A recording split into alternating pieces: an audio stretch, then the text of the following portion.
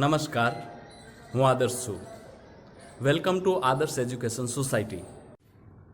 Hello students, this is part 10 of chapter 7, getting to know plants of standard 6 science. In the last activity or in the last part, we once again understand another function of the root, isn't it?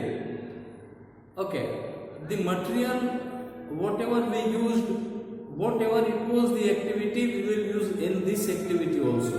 This is 8th activity and we are discussing about root only. Now, first of all, open your textbook page number 58. Study figure 7.16a and b. Here you can see two figures are there. This is 1a and this is b. Okay, two figures are there. Look in the observe that figure. Look at that figure and be carefully. Now look at the roots of gram plants you have pulled out from the cotton in the previous activity. Do they look like the roots shown in figure 7.16a or 7.16b? How about the roots of maize plant? Write gram or maize in the blank space in the figure after matching the roots with the figure. See here there is blanks are there, A and B. So after looking into that roots, you will have to note down in the blank that whether it is in A, it is maize root or it is a gram root. In what way the roots of gram and maize similar? In what way they different? There seem to be two different types of root, isn't it? Okay, now let's see something more about this activity. For this activity, what it was our aim? To show that roots of gram and maize are different. How those are different we will come to know in the next activity, but it is our aim. Now materials required, those young saplings which was there in the last activity, that is only we will require. And procedure, we know that we have to pull out one of the maize plant and one of the gram. Okay, and second thing is that do not pluck it, do not do so that the root will break. It should not happen. Okay, now observation. Now observe those roots. The roots of maize are different from that of gram. So both the roots, one of them is maize and another one is gram. Both are different from each other. And conclusion, gram has taproots and maize has fibrous roots. This about this taproot and gram root we will discuss later. But this was our activity 8. Now let's discuss activity 9 once again. 9, so that we can come to know what are taproots and what are fibrous roots.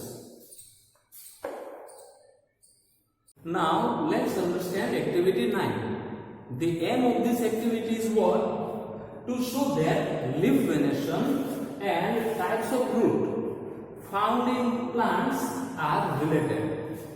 So types of venation and types of root found in plant are related to each other. That is what our aim of this activity. And materials required, different types of plants only. So open your page number 58 in your textbook. Activity 9. Go to an open ground where many wild plants are growing. Dig out a few. Wash the soil off the roots and observe them. Wash the soil off the roots and observe them. Do you find that all of them have either kind of roots shown in figure 7.17a or as B. Now let's observe this figure first of all, so that we can discuss very well. See here, you can see figure 7.17. This is A, this is B, and both have some difference in the root. See, this is a taproot, we can say, and this is a fibrous root. You can see here there is a main root over there, isn't it? And here there is no main root. So this is a taproot and this is a fibrous root. We will understand this later, but by this time observe this figure so that you can understand. Okay. For the roots of the kind shown in figure A, the main root is called taproot and the smaller roots are called lateral roots. Plants with roots as shown in figure 17b do not have main root. All roots seem similar and these are called fibrous roots. Now let's see in the plants itself. See, I have brought some plants for you from the ground. Now let me separate these plants so that I can show it to you. See, some plants, these are some plants. I am separating these plants from each other. See,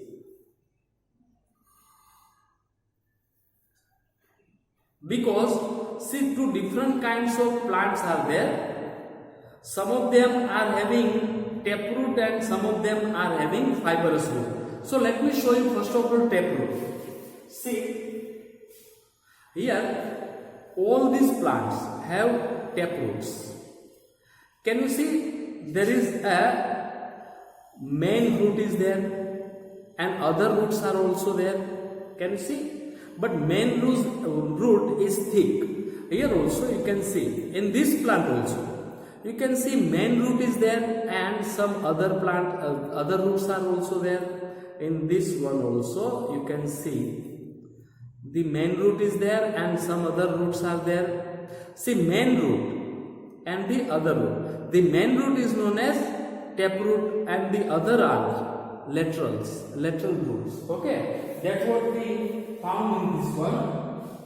This is main is taproot and the others are lateral roots. Okay, so we have seen taproot and lateral roots in this one. Once again we will require this plant and that is why I am keeping over here, and you can see other plants are there, in which can you see the leaves of these plants? Can you see the leaves of these plants? Okay, these are this much long. The leaves of this plant are this much long. Okay, and that is our observation. See, other one also are there. In this one you can see very easily. See, in these plants you can see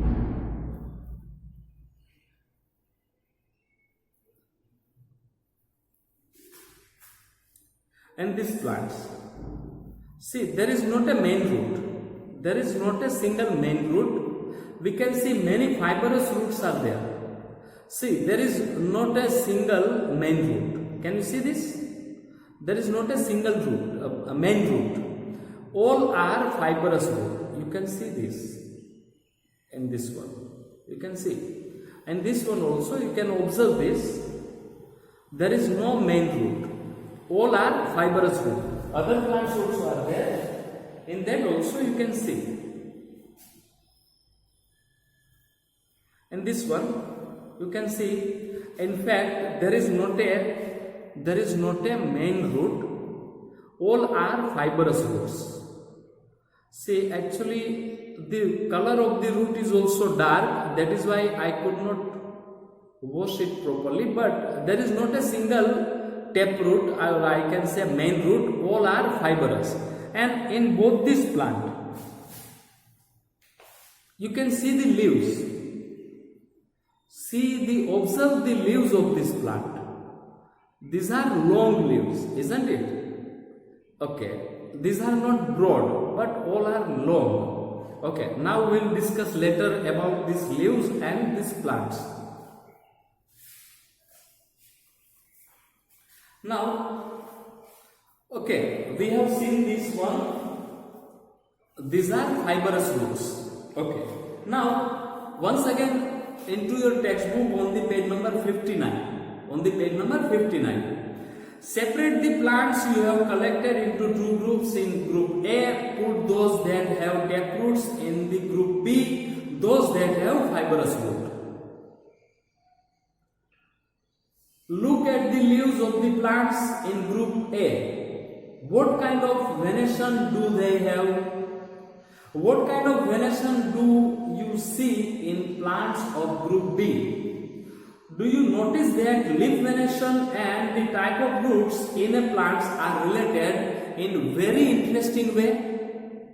In table 7.2, can you match the type of leaf venation and type of roots for some plants you have studied in the activities so far? So let's once again discuss the leaf venation, about the leaf venation and the roots. See, in these plants, we can see the leaf venation. The leaf venation is reticulate in these plants.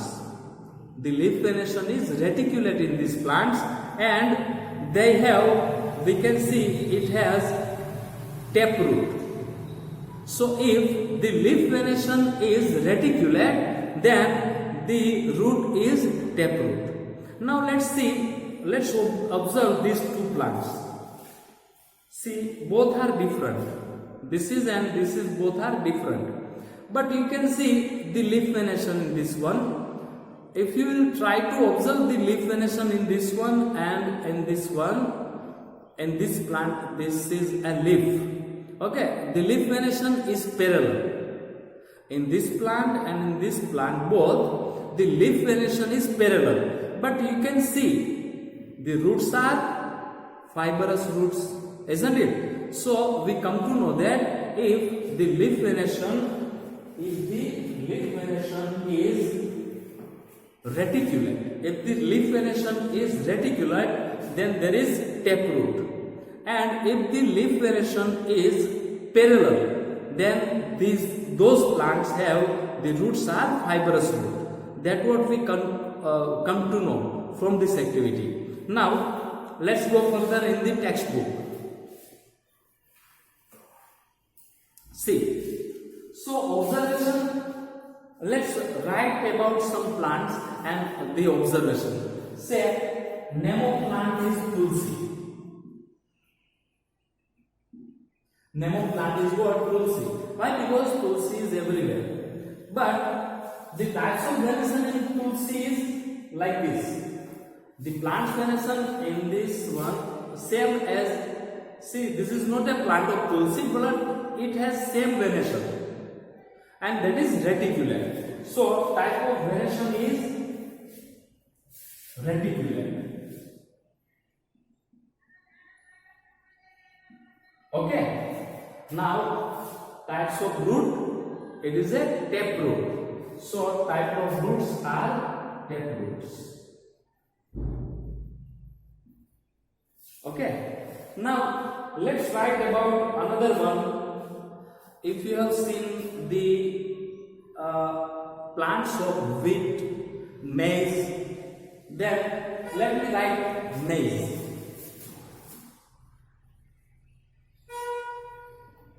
Plant of maize. It has, see, it has this type of, actually it is, there used to be big leaves, but it is something like this only, in the shape of this one only, of maize root, maize leaves. So if it is maize, then type of venation is parallel. Type of venation is parallel.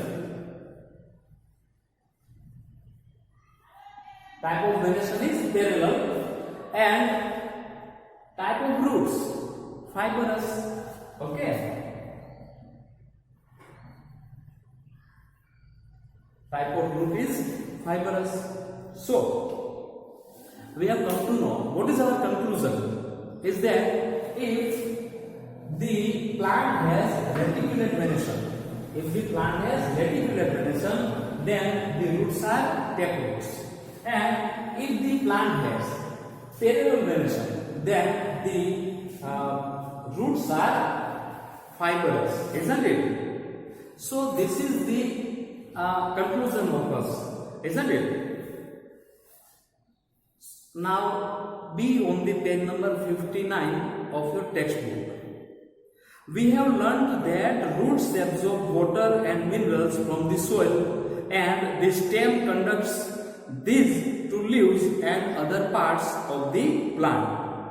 The leaves prepare food. This food travels through the stem and is stored in different parts of plant. We eat some of these as roots, like carrot, radish, sweet potato, turnip, tapioca. We also eat many other parts of the plant where food is stored. So, do you agree that stem is like a street with two-way traffic?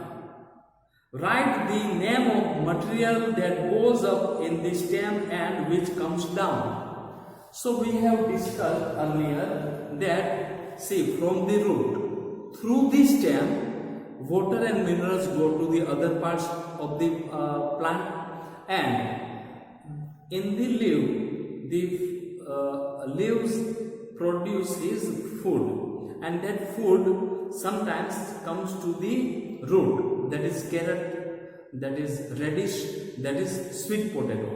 So it comes through the stem only. That is why there is in the stem two-way traffic, from root, minerals and water to the other parts, and from leaves, the food to the root, that is carrot and radish. That what we discussed earlier. Now with this we are ending this part, and we'll meet you in the next part. Thank you for joining us. Take care of yourselves, and we'll meet you in the next session. Thank you.